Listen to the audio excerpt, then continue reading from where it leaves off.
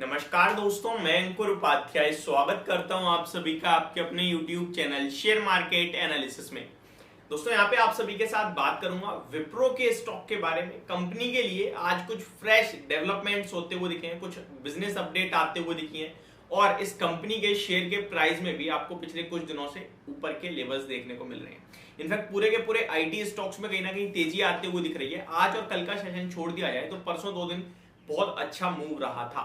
In fact आज के session में भी विप्रो तो हरे निशान में बंद होने में कामयाब रहा है। तो सवाल ये उठता है, क्या विप्रो की जर्नी दोबारा तेजी की तरफ स्टार्ट हो गई है? क्या विप्रो खरीदना चाहिए और जिनके पास है उन्हें क्या करना चाहिए? क्या फ्रेश एंट्री और एवरेजिंग करना इस भाव पर अच्छा रहेगा? क्योंकि रिसेंटली कंपनी ने एक बड़ा बायबैक भी अनाउंस किया है। तो चलिए स्टार्ट करते हैं, इन सारे टॉपिक्स को डिस्कस करते हैं। लेकिन उससे पहले मैं आप सभी के साथ शेयर करना चाहूंगा, अगर आपने अभी तक अपनी फाइनेंशियल जर्नी स्टार्ट नहीं करी है तो आज ही अपना डीमेट अकाउंट ओपन कीजिए अपस्टॉक या फिर पेटीएम मनी के साथ। देखिए, अगर आप इन्वेस्टर हैं तो आपको अपस्टॉक चुनना चाहिए।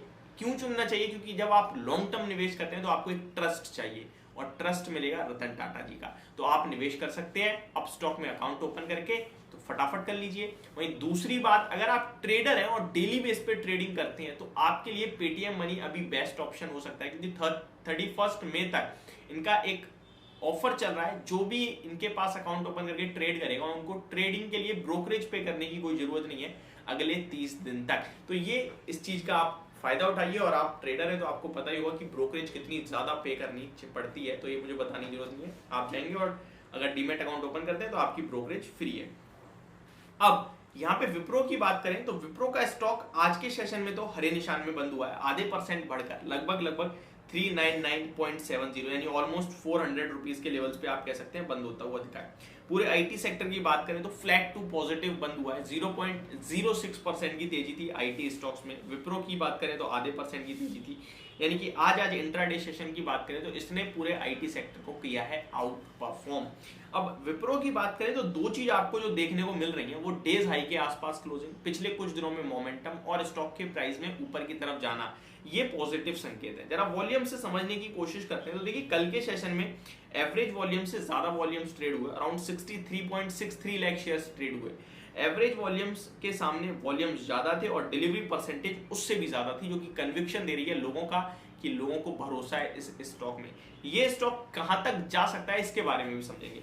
सबसे पहले मैं आपको बता दूं, लगभग कल 49.61% की डिलीवरी परसेंटेज आई है, यानी कि ऑलमोस्ट 50% डिलीवरी परसेंटेज थी। और स्टॉक्स जब ज्यादा ट्रेड हो उस समय आपकी डिलीवरी परसेंटेज बढ़े तो ये बहुत पॉजिटिव संकेत होता है। 5 दिन का एवरेज वॉल्यूम 41.82 लाख शेयर्स का है और डिलीवरी परसेंटेज 47.43% की है, इसे भी मैं अच्छा ही मानूंगा। और 30 दिन का एवरेज 39 लाख शेयर्स ट्रेड हो रहे हैं, जिसमें से 45.5% डिलीवरी आ रही है, तो ये भी अच्छा ही मानेंगे। रिटर्न्स के हिसाब से स्टॉक को देखें तो एक वीक में 4.5%, एक महीने में 5.5% और 3 महीने में 1.25%, एक साल में 13% नेगेटिव रिटर्न्स के साथ ये स्टॉक ट्रेड कर रहा है। कॉर्पोरेट एक्शंस की बात करें तो सबसे रीसेंट कॉर्पोरेट एक्शन है कंपनी की अनाउंसमेंट बायबैक को लेकर अपने रिजल्ट्स के साथ 27 अप्रैल को। मैं आपको याद दिला दूं, कंपनी ने 2 साल बाद एक बड़ा वाला बायबैक अनाउंस करा है 12,000 करोड़ का, और ये अपने आप में बहुत बड़ा बायबैक होता है, क्योंकि कंपनी का मार्केट कैप देखोगे तो आप, तो वो अराउंड 4 लाख करोड़, इनफैक्ट अब तो 2.5 लाख करोड़ का ही रह गया। मैं एग्जैक्टली आपके साथ शेयर करता हूँ। यहाँ पे 2 लाख करोड़ का मार्केट कैप है, जिसके सामने 12,000 करोड़ का बायबैक, तो ये डेफिनेटली अपने आप में काफी पॉजिटिव दिखता है।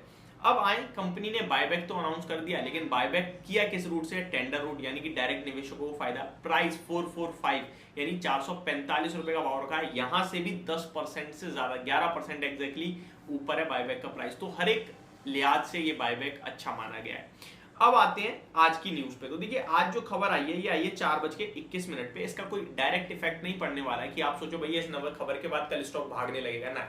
लॉन्ग टर्म के हिसाब से कंपनी ग्रोथ कर रही है, कंपनी के पास बिजनेस आ रहा है, कंपनी फ्रेश डेवलपमेंट कर रही है, ये सारी चीजें ये समझाती हैं आपको।